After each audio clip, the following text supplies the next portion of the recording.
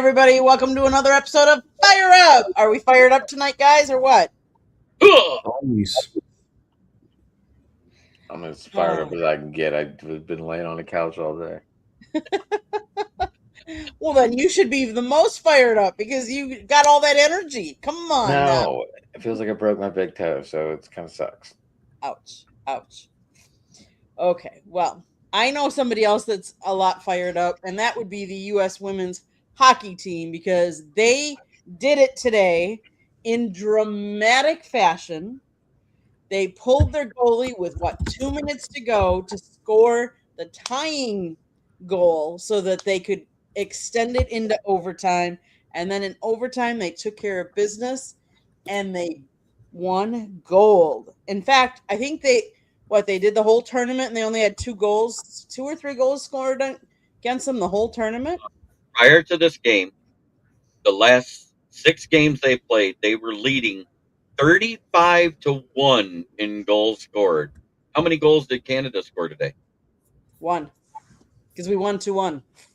So we won 2-1.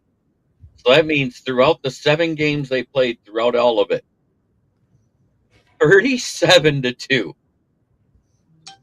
Ginzer, good to see you, brother. Pretty much a domination. And honestly, like we talked about that on the show previous. We were talking on Sports Wrap that in women's hockey, it's really come down to USA and Canada for like forever. There isn't another big women's team that has had the domination that those two teams have. I will say congratulations to Hillary Knight as she is the one that equaled the score, but that was her 50th goal scored in the Olympics, so that makes her the highest scorer of goals in women's on the women's hockey side. So kudos to her for that. Kudos to the whole team. I mean, gold doesn't get much better than that. So I'm going to ask. Go ahead, Jeremy. I said nice. So what of the Olympic sports caught your attention? Have you been watching? What did you like? What haven't you liked? Curling's been spicy. The men's curling, it's been really spicy. The women's curling even got spicy there for a minute, especially after we heard about the cheating scandal by Canada. Why do you have to cheat at a sport you created? Mm-hmm. Can you explain this to me? Because all I see is like them doing all this little. What's up with that? It's hard to explain because I don't know the sport. I don't know it either. I saw bartenders like tapping beer with it, and I'm like, what the fuck? What? Yeah, I said it. I stopped myself though. I don't understand the sport myself. It's like a version of lawn darts with rocks that slide on ice. And you want to get it in the middle, and you can knock other people out, and it's like a combination between bocce, lawn darts, and bowling. The way they do it. I just don't understand how they're like cheating. I don't understand like what's the little finger thing? Does that give a little extra groove or? That I don't know. Let's see. I'm just curious because I'm assuming that that's what they called the cheating. Yeah, I didn't read into it as much, so I'm not exactly sure. I was wondering if I remember seeing something about it, but I didn't go into like the whole gist of it. Let's see if anybody's written about it. Cheating. I know I'm watching it right now. It's on. Cheating and curling. Samir, have you been watching the Olympics? That's what it was. To be honest, I really haven't watched much of it. The controversy centered entirely on curling, not the broader Canadian Olympic delegation. Multiple outlets reported that Sweden accused Canadian curler Mark Kennedy of double touching the stone past what's called the hog line. which would be an advantage because he can redirect it before they start having to brush.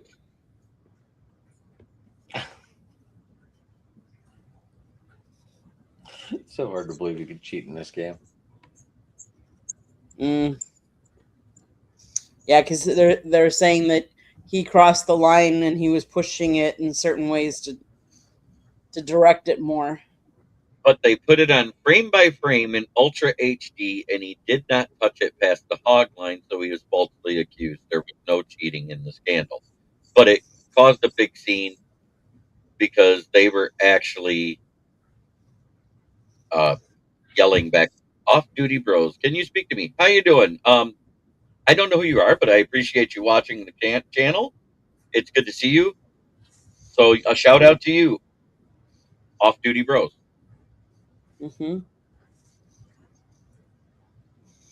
Yeah. So, Samir, you haven't been watching. You've been too busy with classes and homework, I'm guessing. Yeah, like unfortunately, I haven't really been able to watch much of the Olympics, but I do know that the men's hockey team, they beat it was like their first time in 8 matches. They beat, was it Switzerland? Forgot who they beat yesterday.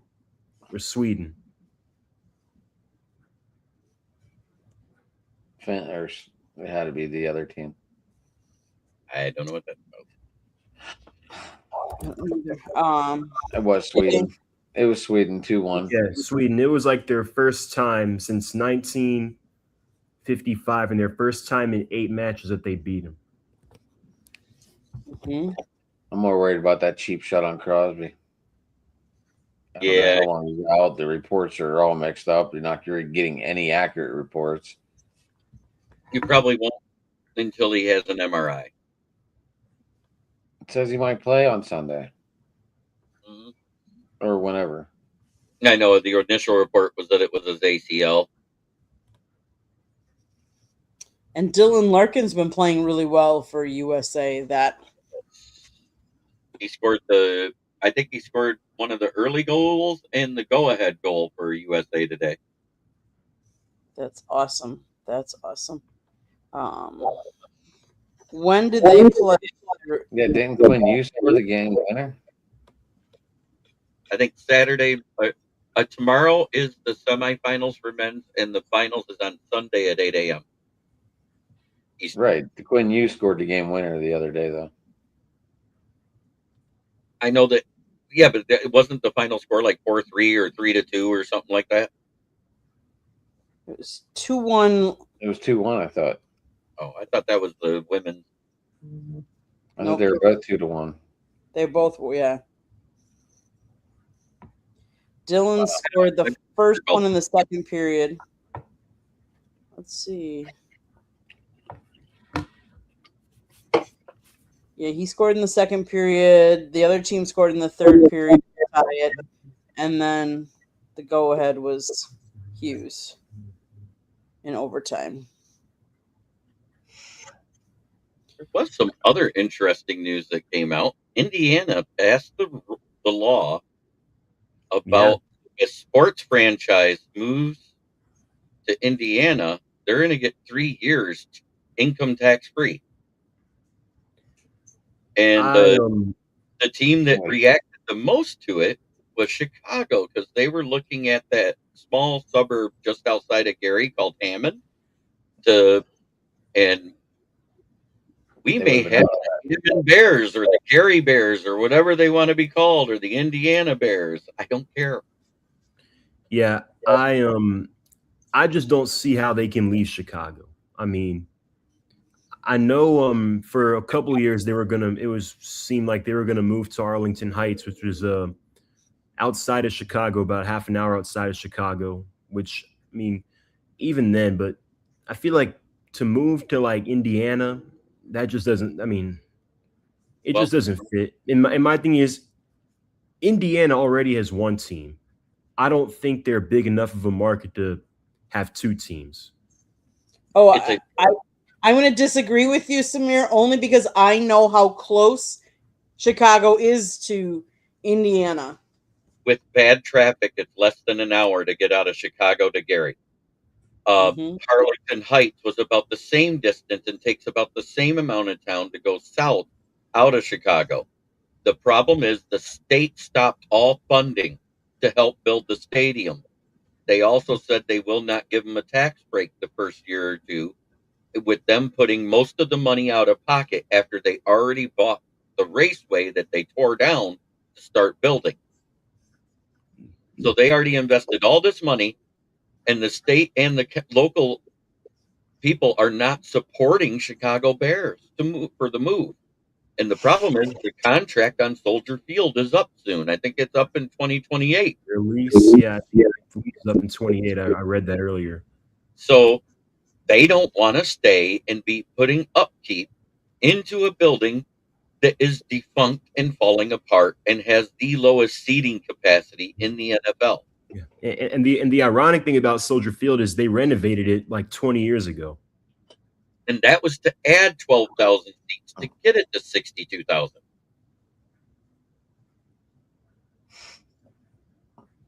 So yes, is this the NFL? We talk NFL all sports on Fire Up. It's not just NFL. We sometimes talk basketball. We sometimes talk baseball. Yeah. And yeah. Hey, who was that? Marty Russell. Marty. Okay. Yeah, and yeah, speaking of which, I was going to get into basketball. So today I know Shams Charania revealed that tanking is again an issue in the NBA. Well, it's become a hot topic issue. You've got people on all sides of it saying in favor of it, against it for a multitude of reasons. And recently, in case this is last week, I know the NBA fined the Utah Jazz, I believe, $500,000 for taking, I think, Lauri Markkanen and I think another player out of the game during the fourth quarter because they have one of the bottom 3, bottom 4 records in the NBA. This is a very good draft class. The top 5, you can have like 5 all-star level, 5 potential franchise players there alone. So you've got teams like the Wizards, the Kings, the Nets, and even the Jazz who are, sitting injured. You got players getting season-ending surgeries, players sitting down because they want to get that pick. So the NBA, to combat tanking, according to Adam Silver, proposed several concepts. So first-round picks can be protected only when they're in the top 4 or in the lottery in general. After the trade deadline, a team's lottery odds freeze. A team cannot pick in the top 4 in back-to-back years. You cannot pick in the top 4 after making the conference finals. You can have lottery odds distributed based on a record based off your last 2 years. And the lottery would extend to all playing teams, which I think it already does. Now, my thing about this is,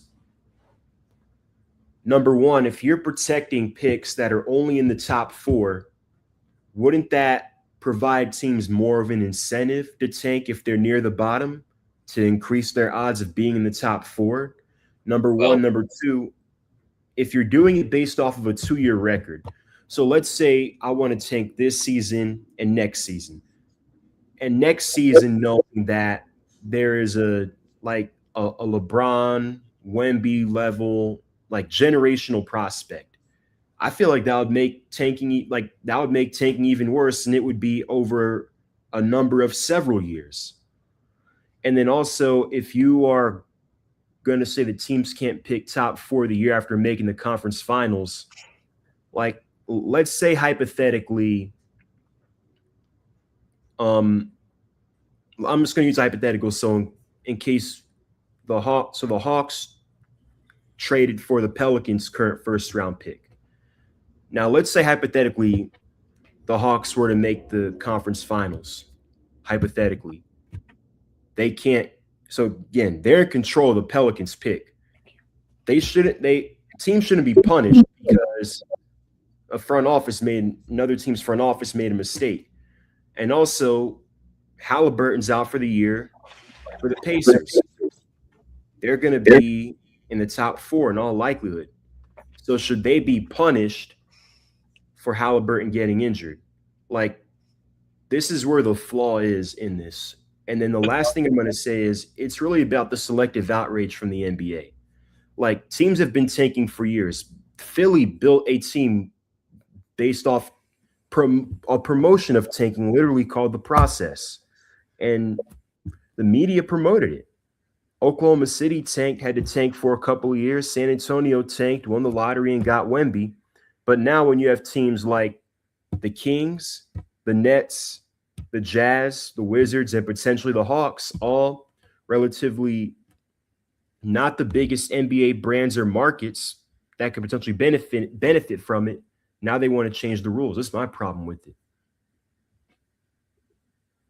Well, the problem is the actual lottery itself, as far as I'm concerned. If you have the worst record, the only way another team should pick in front of you is not if their ball dropped in the lottery. I think that pick should be protected overall. The number 1 pick, and that's the only one protected. And the reason why, look at the year that we had the worst record in the league, and we got stuck with the 5th pick out of the lottery.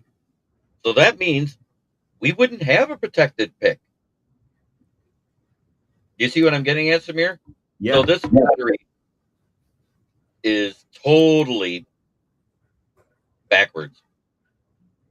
Bad guys in style.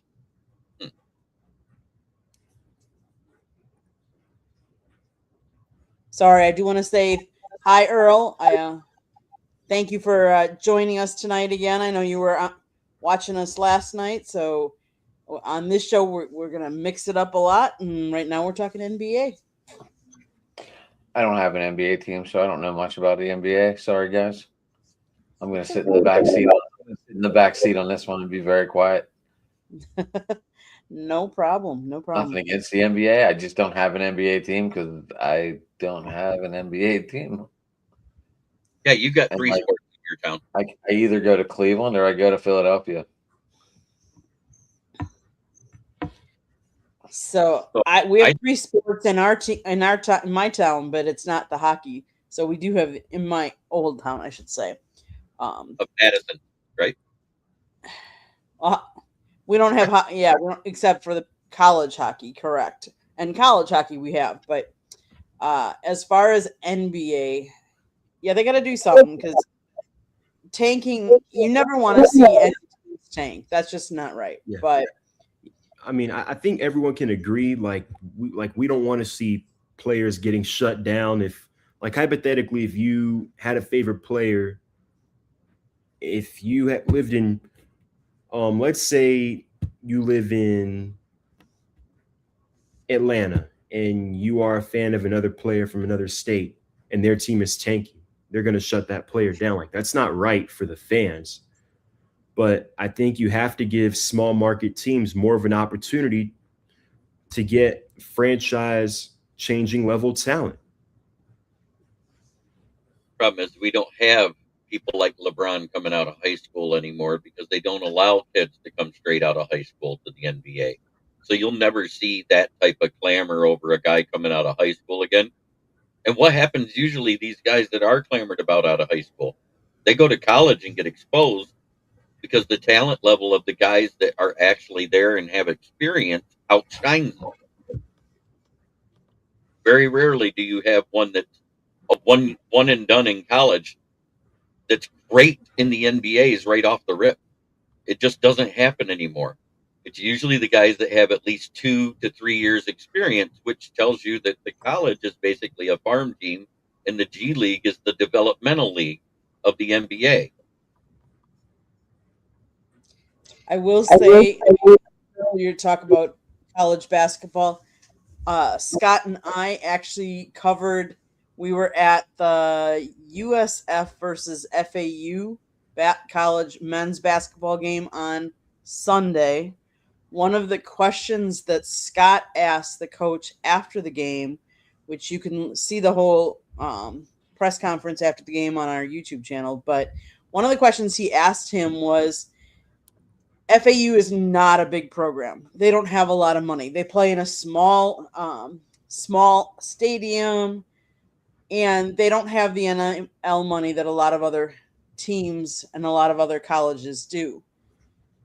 What does FAU do to bypass that to still get some of the good players?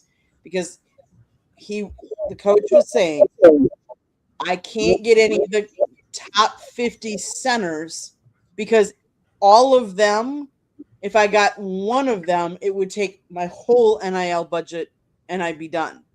So he goes, I can't afford them. So what he does is he recruits internationally. And I thought that was really interesting. And when we went to the game, there was up on one of the behind the bleachers that they had, there was, I think it was 6 or 7 different flags from different countries. And I was wondering what those were. Those were flags representing the countries of some of the players on the team that he recruited. That's awesome. And I thought that was kind of different. Why does Bad Guys in Style have question marks? I don't see a question from him. I don't either, but earlier said he was 6, so I don't know what that is. That's from one of your guys' channels too. It's from my channel. I've never seen him before, so I don't know who's talking. Are you 6? Are you 7? Or are you 67? Because that's what I'm confused about. Because you put it's this new trend that's gone viral. 7. Mm-hmm. I know. I don't pay attention. Kamala Harris manager Twitter handle is 6 at the end now to match the trend. So dumb. Yeah, NBA has changed in the 70s and early. NBA has changed. It's not the same anymore. I can't watch it. And he's absolutely right. NBA is not the same anymore. They're not able to play defense like they used to. Oh, he's 67. Okay. That's cool. It looks like an adult standing next to a truck in the picture. So that's great to see you. Now we know. Oh, no, with the G.I. Joe thing. No, knowing is half the battle. No, I don't game. I talk about sports because I study it. I love sports in general. I excel at football, as Candy well knows, and Samir has noticed too. And Samir does an excellent job with football, as does Adam. That's our forte. But we study enough to be able to at least discuss the rest of the sports intelligently. Exactly. Samir, any more on the tanking or the NBA that you wanted to discuss? Anything on the NBA? No. Okay. The only other thing I heard Adam Silver says is that if this doesn't work, we may have to make the rookies free agents, and I think that would be the worst thing they could possibly do. That would kill the NBA, because now, again, it seems like, and the media included, they want all the star players on the same select handful of teams. And if that's the case, why don't we just get rid of all the teams except for that select handful, the Lakers, the Spurs, the Celtics, the Heat? I mean, clearly they want every star to go to those teams. It's ridiculous. And think about this. If they kill the draft, which is the most watched NBA event other than the All-Star game, the NBA and the MLB are the 2 best sports for All-Star games, in my opinion. Because hockey doesn't translate well to TV and doesn't draw the ratings that the other 2 do. But the MLB one, making it so they play for something, whether it's the American League or the National League, get home field advantage in the World Series, that puts something on the line. It makes it something more watchable. Is it more of an offensive slugfest? 100%. You see the best pitchers trying to take out the best hitters from all 30 teams, and it's an amazing thing to watch. Yeah, because that's why you see scores like 13-10 or 8-7 versus like your regular games where you might see 3-2. MDE hopped in the chat. Good to see you, brother. But if they do away with the draft, which is more watched than the NBA Finals last year by a Nielsen rating of 18.2, that's 1.82 million viewers they will lose on top of whatever watched the NBA Finals. Because what's going to happen is your big market teams that have the money and doesn't mind paying the luxury tax to go over that hard cap, because there's like 2 levels of it, right? Isn't there like the first level where there really isn't a penalty, then there's a hard penalty, and then there's the capped penalty, correct? Isn't that how that works? So you're going to have teams like LA and the New Yorks and the Bostons, Just buying all the top players. The Boston. I love it. Anyway. And so those East and West Coast teams are going to buy up all the players, just like they do in baseball that has no real hard cap whatsoever.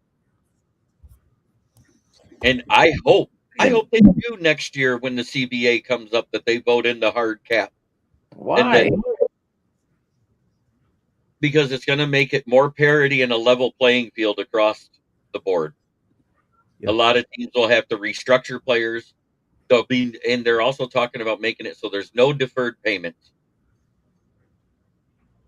So if that happens, you know what 2 teams are in the worst shape. I played baseball. I played sports back in high school, but I'm not healthy enough to. And I don't play video games either. I got too much to do. You know, I write articles for the South Florida Tribune and another website. I do 8 shows a week podcasting about sports of my own, plus do 1 or 2 with the South Florida Tribune and guest with Adam's shows. I also guest with other people's shows when they invite me. So sometimes I'm doing 11 and 12 shows a week on top of working a day job. So yeah, I don't play video games that much anymore. If I do it, if these owners want to spend their own money, why are you going to stop them? They'd rather have championships and barely make any money throughout the year. I can't blame them for this. Yeah. I live in Weirton, but it's like 20 minutes out of Pittsburgh. I love that IFD right here. If a cap in MLB means there has to be a floor as well, that forces Pitt, Colorado, White Sox, and etc. to start paying at a level that at least makes them potentially competitive. We're not in the bottom top 5 anymore, guys. I know, but where have you been? We're not in the bottom top 5 anymore. I think it was Kansas City, Cleveland, Colorado, White Sox, the White Sox, and Tampa Bay Rays. It might be the Rays, yeah. I think Pitt was like the Athletics aren't there anymore. No, the Athletics, because I know they moved up. I just don't know how much. So they moved up. They're starting to pay more. You know, it helps that Billy Bean is gone. And speaking of Major League Baseball, in case you guys haven't heard, this week the Phillies signed an 11-year-old shortstop prospect for $2 million. Wow. And I think that's the record for the youngest international free agent prospect in MLB history.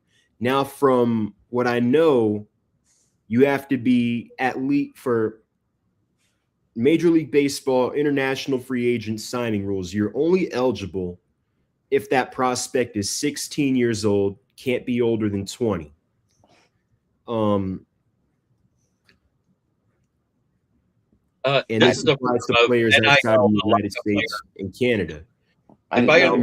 Now, my thing is that's got to be some sort of loophole, because I don't know if that's legal, quite frankly, because, I mean, I'm surprised not more people are talking about it. This is because of the NIL rule that the Supreme Court of the United States voted on and approved.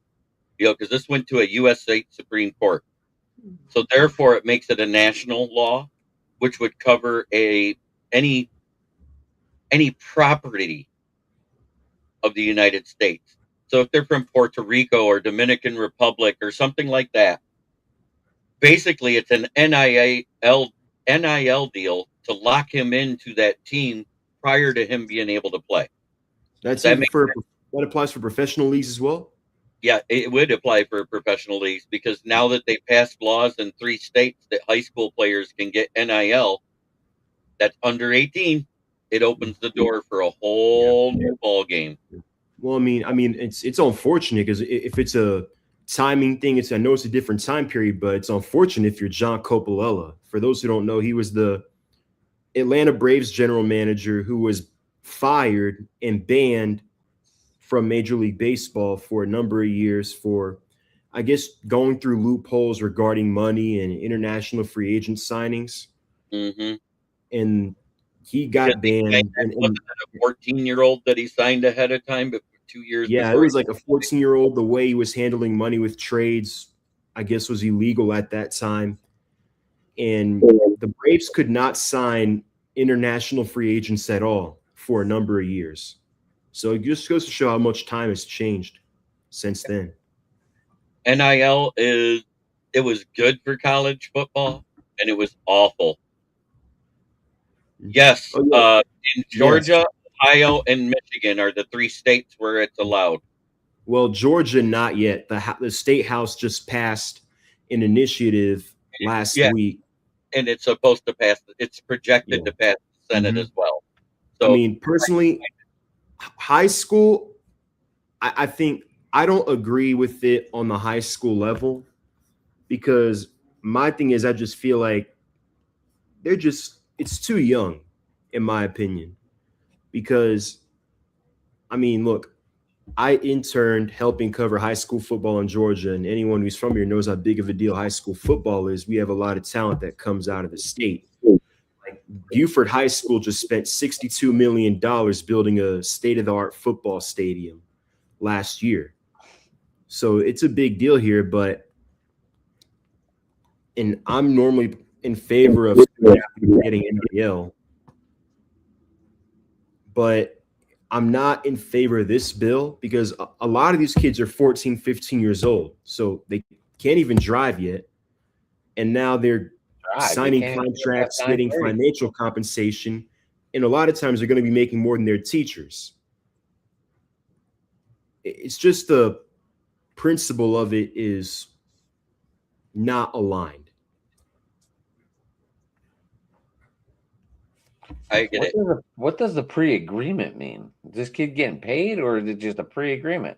Because Ronald Acuna's Jr. brother was in the same situation and walked away from it and went to the Yankees instead. I think until they turn that age to where they can actually play in a preseason game, which is what, 16? Isn't that what you said, Samir? Yeah, 16 is when you can sign. I think they can change because that contract, even When though it's signed, Jeremy, not place, just sign. Right. They're signed, but I think once they turn 16, if they decide the team is not a fit, they can null and void it because they haven't played one inning with that team. And I think that's the loophole that they get out of it with, if that makes sense. Oh yeah. I know about the AAU stuff. There's a lot of under the table things as well. And like even in high school, as I was getting back to, like even without NIL, there's some under the table things. Like I know a couple years ago, there's one high school, like I think it was a 5-star recruit. His team lost in the first round of the playoffs. He transfers to another team, wins the state title with that team, and transfers back to his old school, playing for his school, enrolled, playing the very next year. Wasn't he like a junior in high school at the time, and he wanted to be able to go back and play for his team his senior year when he won that national championship? Yeah. I remember, right? Yeah. And then you had the fake high school. We all know what I'm talking about. Bishop Sycamore. Made up a division, made up a whole roster of teams and an entire roster for a fake football team. How crazy is that? And then when they were asked to play against, they were going to have them do like an All-American versus them because they were saying how good they were. And when the pedal got put to the metal, they had to fold. Weren't they like grown adults as well? Yeah. And there wasn't a single player on the roster under the age of 21.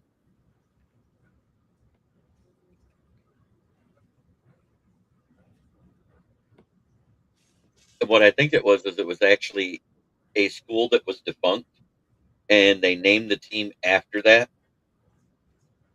And so what they did was they were doing exhibition games versus high schoolers and junior colleges, and they were using that as a real record for high school sports. They were registering it and then got busted, and they were all paid to play players way prior to NIL. I don't even remember what state they were out of, but I just remember it was Bishop Sycamore. Crazy, crazy, crazy.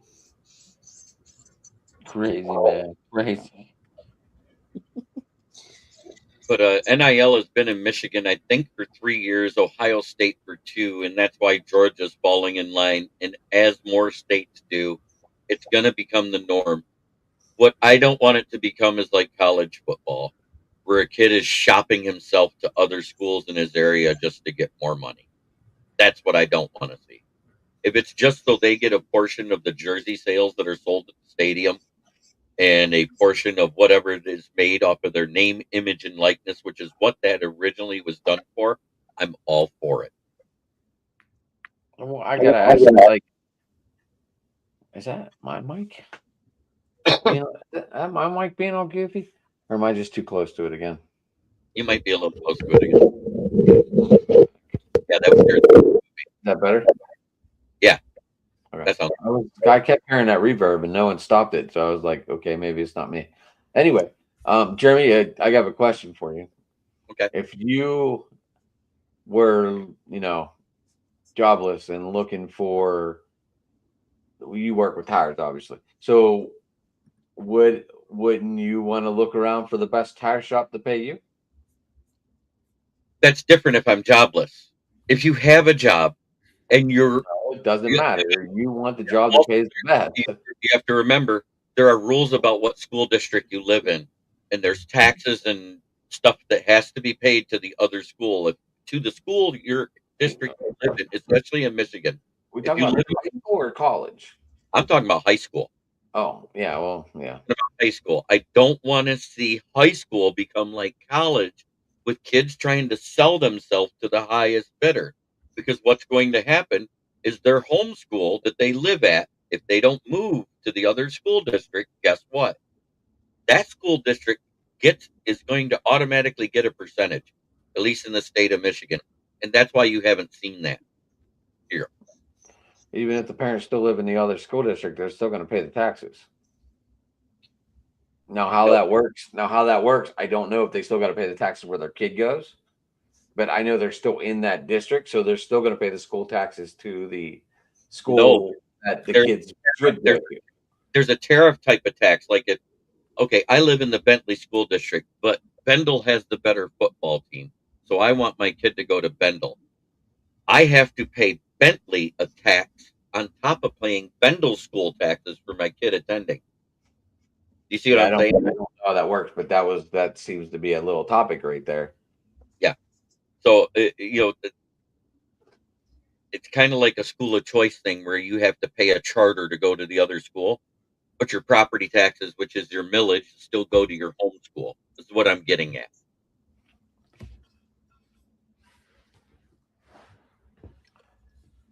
Okay. So we move on to the Tom Brady Act. I mean, the Patrick Mahomes taking the pay cut act. Let's go there. Yeah. Oh, yeah. Patrick Mahomes restructured his deal, saving the team $35.6 million this year. And everybody says, "Oh, but it's going to be 43.6." They've now opened up. I mean, it cleared up $35.6 million in cap is what I'm getting at. That's what it all boils down to. And everybody's like, "Well, next year it's going to go up to 79." I said, evidently nobody understands how a restructure works. It doesn't just work for the year you're in. It works for the length of the contract. What it does is it moves that money either more evenly across the board in your contract, or it adds void years on the end. You still get that money that you were guaranteed up front. It's just stretched out over time, so it doesn't hit the cap as hard.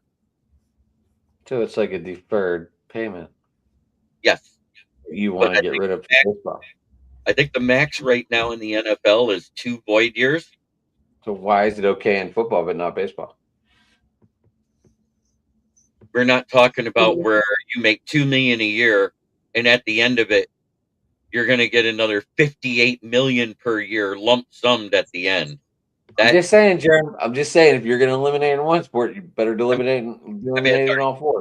$580 million in deferred money in 1 year after it's done. Yeah, it does matter. There's a huge difference there. No, because you should. Why should it be available in all four sports? It should all be the same. Okay, it should be the same, but it shouldn't be. It should not be 98% of your salary is paid as soon as you're done with your contract. That's what I'm getting at. That's not what they're doing. So I mean, did that start with Bobby Bonilla and Ken Griffey Jr.? No, they had a thing where they got so much per year for X amount of years once they retired. Right, deferred payments up until I understand what you're saying. I'm talking about Shohei Ohtani, who only is getting paid $2 million per year to the end of his contract. What are you talking about? But I mean, if you're going to play the game, you got to play the game on all four fields. Right, but you can't. It can't be $580 million of your $600 million salary. That's what I'm getting at. Not for 1 year after you retire, because it's a one lump sum. It isn't stretched out. It isn't the Bobby Bonilla. It's okay. He's done. He retired. Give him his money. Smartest man in the world. I think it's ridiculous. Well, from his aspect, it's smart. But I mean, how you don't understand your mentor or speaker is gambling your money away doesn't make sense to me still. I don't want that went away very quickly, didn't it? Because he's the face of the MLB. Thanks, Earl. Glad you're here and you're enjoying our show. We appreciate you. Candy, you're getting frustrated about that a little bit. More than X amount of percentage of your salary deferred to all to 1 year is ridiculous. That's what I was getting at. I think it's smart from a perspective of getting paid. Where it was smart was on the Dodgers' part. $2 million a year over 20 years. So he's going to get $40 million. Then at the end, he gets the rest of it. I don't know about you, but that's a hell of a payday. Oh, yeah. But it's ridiculous because that makes it so the team still had money when they shouldn't have to go sign other players. This is what everybody was talking about. It was supposed to be he was going to be the $60 million a year pitcher/hitter. So didn't Patrick Mahomes just do the same thing so we could sign more players? You're missing the point. He didn't reduce it to $2 million a year. I'm not missing any point. You're the one who's saying that they deferred payments. Then you shouldn't be able to change your contract at all across all four boards. Because Patrick Mahomes just restructured his contract so they could sign 3 to 4 more players.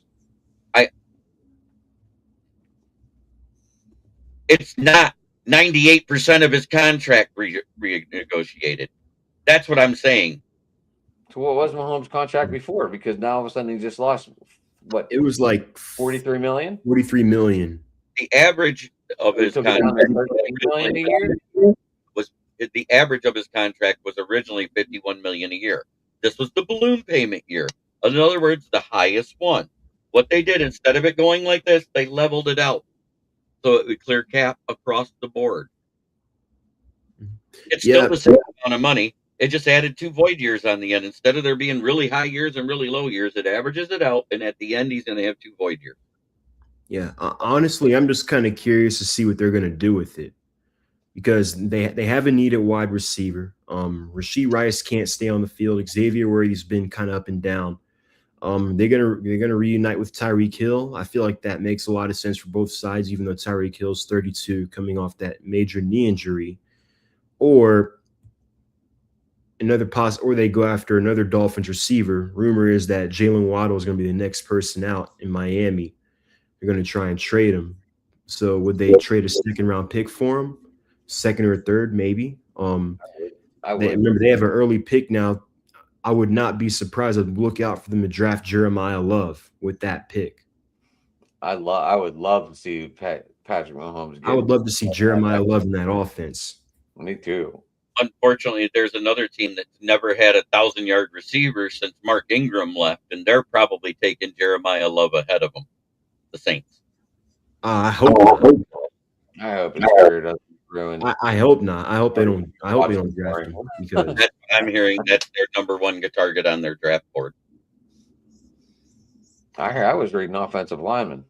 yeah. Well, no, they've drafted offensive line in the first round the past couple of years. I was reading them taking what was his name? I haven't really looked, but I know I've seen offensive line in the couple drafts that I've looked over.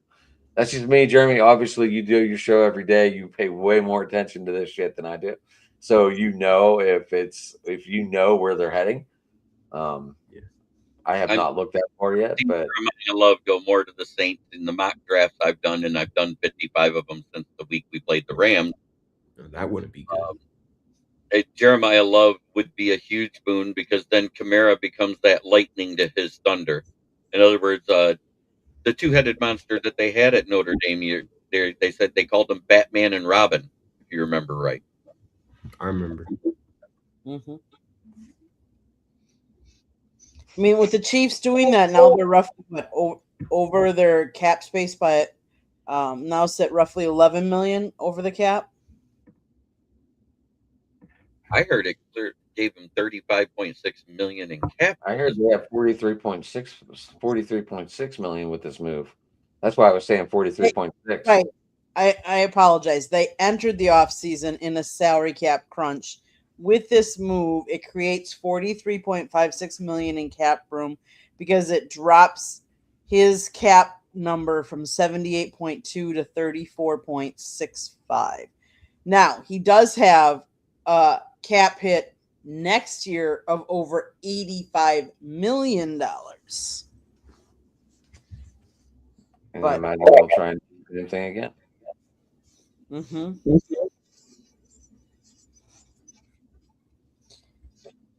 But yeah, this is kind of what Brady did how many times in his career so that he could get other weapons. He went from 100 million to 60 million. I mean, 40 million. He opened up 60 million in that cap space. Yeah, he did it 3 times in his career. He did it twice with the Patriots and once with Tampa Bay the last year he was there when they re-signed him. He restructured it to get 2 void years on it to make it even less. Mm-hmm. I mean, that's what people want the rings. They want the rings more than the money. Stafford did it twice with Detroit. But you know what the problem was? We had idiot GMs at the time. Oh, Motown Mitch, good to see you, brother. Earl's got a question for Adam. I would love to see Will Howard run this offense. I've been saying this for a while. Aaron's old. But let Will Howard get some reps at least. I mean, I don't understand why Tomlin didn't let him have some reps in that playoff game. We were down so bad, and I didn't understand that at all. I mean, we were booing it. We were like, why do they have Mason in there when you could let Will Howard get some experience? Just get a couple plays. I mean, they let Rudolph play for almost 4 minutes. They could have let Howard play for 4 minutes. I think it could work. The problem is Will Howard came from that one school that hasn't had one quarterback be good for more than a year called OSU. Well, we might not know if that goofball comes back. And I'm not trying to be mean, but look at the track history of OSU quarterbacks in the NFL. I get it, Jerm. I get it. I mean, Dwayne Haskins was a good one out of there. Kind of got snowballed. I don't understand. I don't understand what happened that night that all that shit went down. A lot of people say he was completely wasted running across Highway 1, and I don't understand why he was doing that. What I read on the autopsy report, he was drugged. It wasn't just that he was drunk. He was inebriated, but not so much he should have been in the condition he was in. his vehicle ran out of gas. He grabbed a gas can and he literally stepped out in front of a dump truck On an interstate. Yep. on the side of an interstate in Florida. And I he was at Trubisky's. He was at Mitch Trubisky's house because they were celebrating his birthday. It was his birthday party at Mitch Trubisky's house in Florida. Mm-hmm. But Tomlin's not there. But yeah, that's probably why Aaron Rodgers started. Yeah, I mean, I think you'll see a little more of the same with McCarthy as well, like him when it comes to him favoring veterans. Yeah, but apparently Rodgers is saying he wants to come back and give it another year. I don't think he should, but he said he wants to come back. Well, he did tell them, he said, if you hire McCarthy, I want to come back. No. I mean, didn't he have a saying, getting McCarthy fired in Green Bay? Mm-hmm. There's rumors that that's what it was. But you have to look where it came out of. You know, some of those sites that put out stuff like that, it's like listening to your favorite politician. You can tell when they're lying because their lips are moving. Right. Mm-hmm.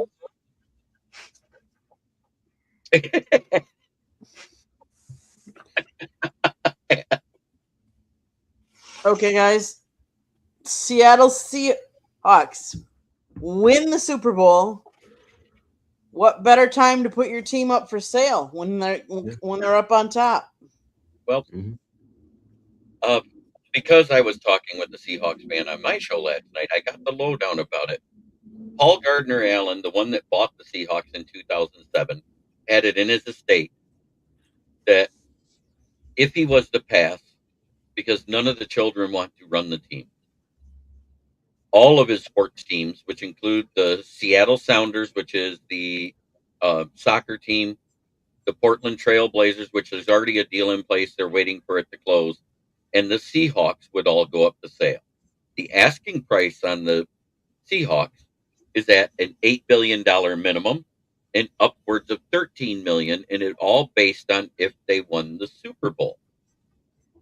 Now, there's another stipulation in there that nobody pays attention to. If it sells for 8 to 10 million, the kids get the original purchase price that it was in 2007 of 1.5 billion to split between the three of them. If it sells for 10 billion or more, then it jumps to 25%. The remaining percentage all goes to charities in the Seattle area. And I think that was a brilliant philanthropic way of setting up your estate when you know your kids don't want to run your team. So they will get a new owner. It's just a question of when and how much. Well, also a matter of who. If anyone with ties to that area, I could see Steve Ballmer buying it. I mean, Steve Ballmer's got the money. He's got the ties to the area. Really can't think of anyone else. Unless it would have to be similar to when Josh Harris bought the Sixers, it would be a partnership where he's the majority owner, but a bunch of other guys chip in. And with that new stadium, I believe they're under contract through 2035 to stay in the area. The way they, when they redid that stadium, they renewed a contract with the city. So they're to stay there until 2035. I was going to say, because I was there in 2005 or 2004. It's still the same stadium. It was just called Quest. Right, but they did modifications and added on to it and everything else too. Now, what about the soccer team? Is the soccer team included in that sale, or each team is being sold separately? But it all covers under the estate, and it all has the same conditions. Now, does anyone know if the Kraken's owner or the Mariners owner have looked into this to try and get the two for, try and do the whole TV rights? It would be smart if one of them did, really. If you think about it, if they have the money. At a minimum of $8 billion, upwards to $13 billion. I mean, I'll say this: whoever takes over, it's going to be pretty hard for them to mess this up. I mean, they have everything. They've got coach, general manager, got a quarterback. They've got a loaded roster. They just pretty much have to sit back and count money. And don't forget, every NFL team, we've seen this for the breakdown. All of them make right about $900 million a year net. Some will make a little more, some make a little less, and some of it's split because it's a group instead of a single owner. But that's what the ownership of each team gets as a net is about $900 million a year. I figured he would have waited. Now I don't know how that works because I know FIFA's being played there. So would he make money on FIFA or no? The estate will, if it's not sold, it'll go to the estate. Any profits goes to the estate and to be split once it's sold. But wouldn't that go to the city then because they own the stadium and this isn't a team of any of theirs? Okay, I'm buying them tomorrow. Love it, Earl. But I mean, that isn't that how that works? Because if it's a team-owned thing, this is a city-owned stadium, right? It's So city-owned. all that money should go into the city, right? The team is still owned by the estate of Paul Gardner Allen. No, I'm talking about FIFA though. None of those teams play there. So how does that work?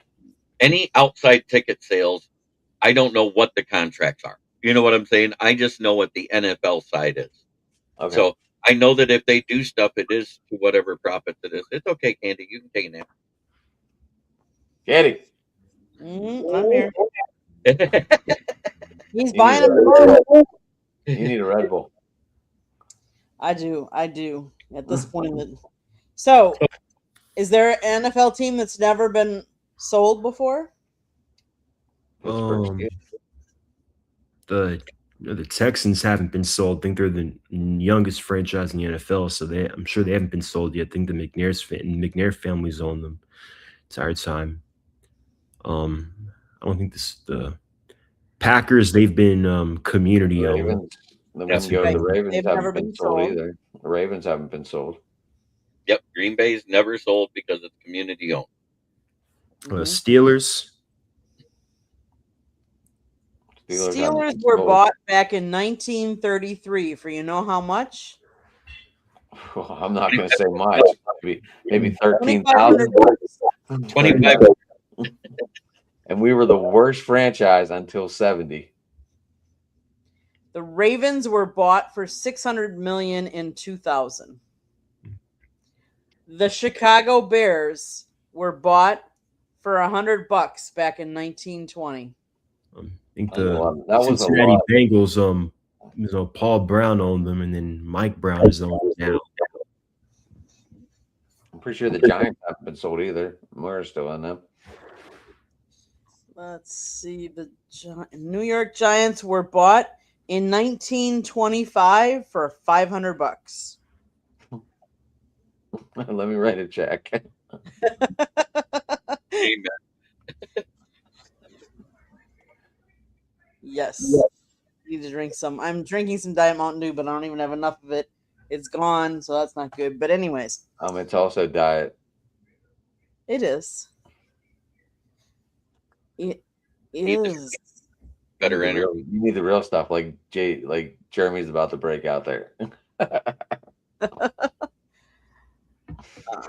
Let's see what other team is interesting. I love these teams that haven't been bought for like forever, and so they were bought for such a small amount. The radio group back in 1934 bought the Lions from the owner of the Portsmouth Spartans. And then William Clay Ford bought it in 1963 from the group as an individual owner. And then it's been handed down ever since from Martha and then to Sheila Ford. Right, but in 64 he bought it for $5 million. Right. Mm-hmm. Put that into from that money to today's money, that's a $13 billion purchase. But if you think about it, Kansas City, they were bought in 1960, so not that far in front of the Lions, and they were bought for $25,000. Anybody have a time machine? I would like to go back in time and Yeah, but buy the it. Lions were already established, right? The Chiefs didn't come around till Yeah, the Chiefs were bought strictly into the AFL, if I remember right. I think But they didn't 58. I think another one is the Raiders. I think Al Davis was the founding owner. And then he And gave when it he to his son, passed, Mark. he's handed it to Mark Davis, who's the current owner now. In '66, the Raiders were bought for $180,000. Right. Basically, they bought the franchise right. That Yep. was, if you think about it, what it is. That's the franchise cost from back then till now. Mhm. And Earl, now, by the time instead of when you're doing an expansion team like that, because that's what they did was they expanded the AFL to add teams. I was gonna say if I had a time machine, Earl, I'd go back and get that Honest Wagner tobacco card, keep it wrapped up, and get my ass back home. Or go back to 1951 for the Mickey Mantle rookie card. I want the Honest Wagner. I feel that's a little bit better of a card, Jim. I mean, then you might as well go get the Wayne Gretzky Apache card too. And the number one Action Comics with Superman in it. The Superman #1 edition, absolutely. And the number one edition of X-Men for Marvel. I don't. I think Spider-Man is more. I believe it or not, it was the one that introduced Craven that is the most expensive Spider-Man. I believe that was either 13 or 42. I can't remember. I used to do comic book collecting, so I used to know all this. I could go find it. I know my old man has them somewhere. You'd be sitting on about 500,000. Up with the hope and down with the dope. Crazy, crazy. And the Cardinals were last bought 1932 for $50,000. Some That was crazy a numbers. lot of money in 1932. You're talking right after the Depression. Right. Right after Prohibition ended, when they could finally sell beer in the stadium again. Hell, they used to drink beer for breakfast. Okay, That guys. That would sure make the workday fun. Yeah. That would make the workday fun. As we all know, next week MLB preseason starts. It starts Saturday. Yep. Well, I'm just saying in this next week because we're week to week. Do some games start tomorrow? Do some teams play tomorrow? Saturday, not Friday. I don't think Saturday. I didn't see anything for Friday. I thought it was Saturday. But so this next week we'll actually have some MLB preseason stuff to talk about. Possibly about who from the minor leagues is with their teams and how they're doing and how their averages and their ERAs and everything else is. And if I remember right, a lot of those exhibition games in the first week is like a pro team versus a college team, is it not? There's a few of those in there. Some of them, because like the Gophers, University of Minnesota Gophers are playing the Minnesota Twins, but the Padres are playing the Mariners. The Diamondbacks are playing the Rockies. The White Sox are playing the Cubs. Royals versus Rangers. Then in Red Sox Boston Red Sox are playing the Huskies. So yes, and then the Orioles are playing the Yankees, and that's actually tomorrow. That's not even Saturday. That's tomorrow. Yeah, I thought there were games tomorrow. You are correct. Okay. So still, next week is when we actually get to talk about analysis of MLB teams in the preseason. How about that? That being said, I think with the additions to the Lions rotation, the Tigers rotation and their starting rotation with Tariq Skubal, Frambe Valdez, Justin Verlander, Casey Mize, I think the odd man now when Jackson Jobe comes back from injury in May is probably Jeff Flaherty, and he may get demoted to the mid reliever role. Okay. Kenny, did your Brewers do too much to ruin it, or are they going to be on a rebuild? Pat Murphy gets a lot out of his team no matter what. They needed to get something for Freddie Peralta because he's going to be a free agent, and if they don't, for a small market team, if they don't deal them and get something for them ahead of free agency, then they get nothing. So at least they got some more prospects. It depends on how our prospects pan out. So it'll be interesting. You got the Mets, top 5 prospect, 2 of them. Mm-hmm. Yep. And the one thing we did today is we did re-sign Pat Murphy to a new 3-year deal with a club option for 2029. So adds 2 more years to his. So we redid that today. Obviously, he's had success the last 2 years that he's managed for us. So, and before that, he was the bench coach under Council. But yeah, so I don't know. I don't know what the Brewers' season is going to look like. I think it's going to be the Reds, Pirates, Cubs, or it's going to be those 3 teams at the top. I don't really have an order. I haven't broken it all down yet, but that's my top 3. Okay.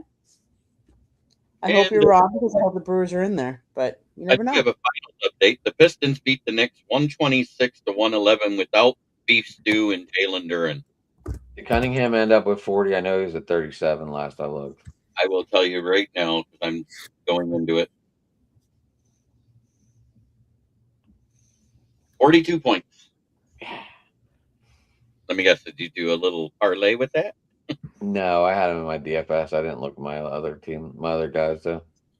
I think I even had a Hawk in my lineup tonight. I don't know why. Maybe because he was cheap.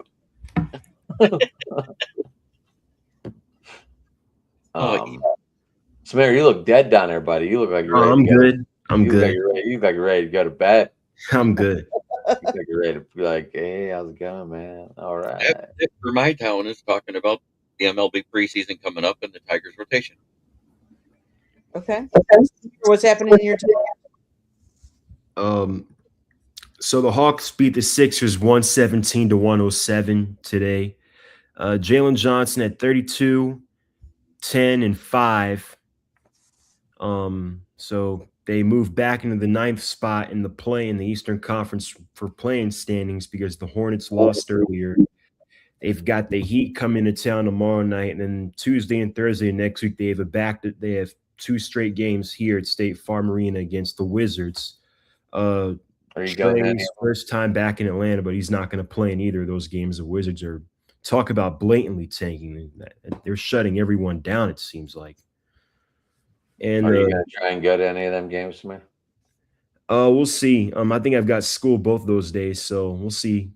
I was just wondering, so the Braves pitching rotation, they just can't stop taking hits. Hurston Waldrop actually pitched in the second half of last year. He was a 22-year-old rookie, finished well, and like Spencer Schroenbach, he had some loose tendons or bodies in his elbow, so they're both going to have surgery, and we don't know how long they're going to be out. That's all I have. That's it from my town. Adam, what's happening in your town? Well, I think we're all on edge because of the Sidney Crosby news. The Penguins were flying high, and then all of a sudden this news comes out. And I think it's funny, like everyone's saying, like, should NHL players be playing in the Olympics after the Crosby injury? But I'd be more concerned after the Fiala injury out there in LA. That was the first big injury, and you never seen any of them type any of that stuff. It was only when Crosby got hurt they typed that. But I mean, these guys know what they're getting into. Every game, someone could get hurt. Every game, someone can get drastically hurt. Or you come off and do nothing and you skate to the next game. I mean, that's if you don't get out there and try, obviously you're not going to win or lose, right? Right. I am focusing on Connor Griffin making this team. I don't want to see him sent down. I want to see him be a starting shortstop, but a lot of people are saying Nick Gonzalez is going to be the starting shortstop. But the way he's hitting it right now, I know he's not hitting off anyone, but he's tearing the crap out of the ball down there in Bradenton. So I hope Connor Griffin makes his team. And Steelers, we talked about Rodgers, and that's all the talk around here. Is he coming or going? I got you. Well, we just talked about Pat Murphy for the Brewers, and I've talked before about Freddie Peralta getting traded and some of their other Durbin getting traded. It'll be interesting to see what the Brewers do. As far as college basketball, the Badgers are finally ranked. They've had some big wins. They lost this week to Ohio State, but they're now ranked 24th, and now is when you want to be playing good basketball and you want to have some quality wins so you can get into the tournament. With that being said, I will say the Wisconsin Badgers hockey team showing up because some of them are playing for the women's hockey in the Olympics. So like Layla Edwards was playing. She had an assist. Kudos to Jason Kelsey and his wife because they pledged $10,000 to Layla and her family to get them over there so that she could play and they could watch. I think that's cool when you hear athletes like that helping other athletes. Jay and Kylie they're over there watching. No. Yeah. So I think that's cool. As far as down here where we live, not this weekend, but the following weekend, we are going to hopefully get credentialed to see one of the Miami Hurricanes men's basketball games. They're actually playing pretty good this year. Coach has them playing pretty good. And then that would be Saturday. And then Sunday, from a week from Sunday, we are going to try and see if we can get into a spring training game because there are some venues down here that I have not seen. Scott and I have been to Phoenix and Arizona and been to all the Cactus League stadiums. If you don't know, the Cactus League stadiums are all about within an hour and a half, maybe at most, distance-wise. Whereas over here in the Grapefruit League, it could be at least 4 or 5 hours traveling time between venues and stuff like that. So there are some of the stadiums that have not hit down here, and we're hoping to hit a couple of them during spring training this year. So I know Dylan's working that Boston game. He works. Yeah. I think he works in the scoreboard. I'm not sure what he does. Works at the big wall because it's pretty much Fenway South. I mean, down here, big. That's one of the stadiums I have been to, but there is a couple that I have not been to. So, awesome. Yeah, excited about that. Anything else you guys want to talk about? I am so looking forward to see what the results are next week in Indianapolis.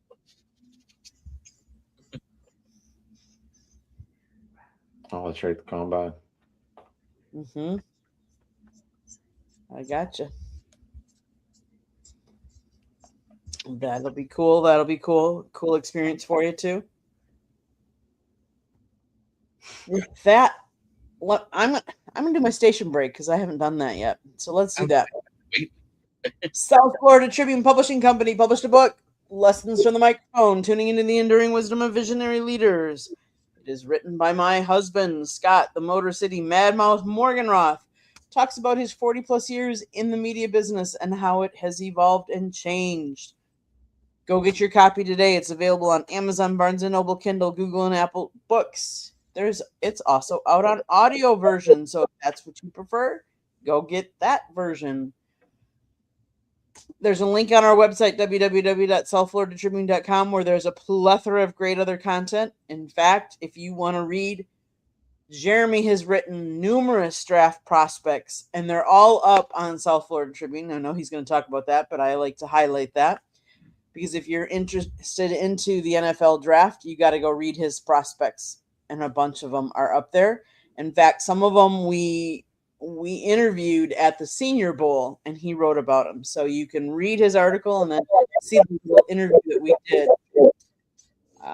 As far as if you like to listen to podcasts, you can find us wherever you get your podcast. If you see that red subscribe button in the lower right-hand corner, that means you haven't subscribed to us yet. Please do so. click it, like us, share us, and then tell all your friends and family, and turn on your notifications so you're notified every time we go live.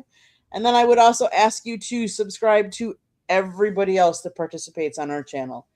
Without them, we would not be here. So please help us help them as well, because they're graciously giving up their time. So with that, Adam, how can people find you? You can give me at Driving to the Top Productions. You can give me at Ad McNally on Facebook. You can give me at Sports Talking It on Twitter. I'm not sure what are the girls won today, so we beat Canada once. Is that what? I'm not The sure. girls won gold, so we're done. So it's now the men's. And the men's can clinch gold. I think they play what? Candy, you said they play tomorrow. I believe so. Yes. Let me see. I'm double checking as we speak. I think they play tomorrow. That's 3:10 tomorrow. And then Canada plays first, I think. Canada plays Finland at 10:40 a.m. and then United States plays Slovakia at 3:10. So yes. Samir, how can people get a hold of you? You can find me on Fire Up every Thursday night. You can find a lot of my articles and a lot of my work on the South Florida Tribune website. And you can find and I also promote a lot of my work on my Twitter handle as well at ATL_Samir2401. Thank you guys for tuning in. I'll see you guys next week. I forgot. I should have mentioned, Samir, you do write for us. You give us the Atlanta side of things. Right. We love it. So thank you for writing as well.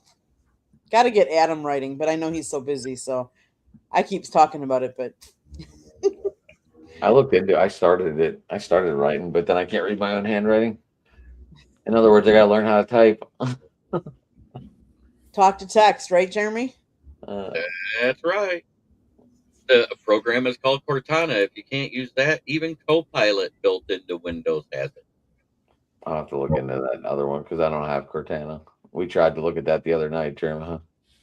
Yeah. Jeremy, how can people find you? Well, first and foremost, as Candy mentioned, you can find my writings right here at the SouthFloridaTribune.com. You can also find me right here on Fire Up every Thursday. And starting next week, I heard I'm going to be on Inside the Pigskins going forward. So twice a week on the South Florida Tribune channel. You can also find me Monday through Friday at noon on my channel, which is Kneecap Biting with the Motor City Lions. On Wednesday night, I have my NFL show, which is the NFL Roundtable Talk. And then on Fridays, I have the Lions Fan Cave Chat. And on Saturdays, started this season, I have the Baseball Roundtable Talks. So I'm doing 10 shows a week on my channel alone. Oh God, I did it again, didn't I? I just told you where to find me. I didn't say when to find me. And you can find me occasionally, if ever I can be again. You can find me occasionally on Open Sports Night with Adam on Tuesday night, where they do kind of like a roundtable thing like this, where we talk a little bit about all sports, but mainly NFL and baseball. Anyway, That's yeah. And I'm doing a baseball show too, but we're going to try and do. Me and Jeremy are going to work on different topics, so we're not overlapping. We're going to try. Doesn't mean it's going to work, but we're going to try. some of them might be good enough that we do. Yeah. So that's our goal. I wanted to do a baseball show, and Jeremy's like, I'm doing a baseball show too. So I was like, well, we can coordinate this. Mm-hmm. Yes, I gotcha. Jeremy, you want to end us? As always, try every day to be a better person than you were the day before. That's the only way to make the world a better place. It starts right here. You have to change it within yourself before you can change your surroundings around. Much love, everybody. Thank you, everybody. We'll see you next week. Same time, same channel.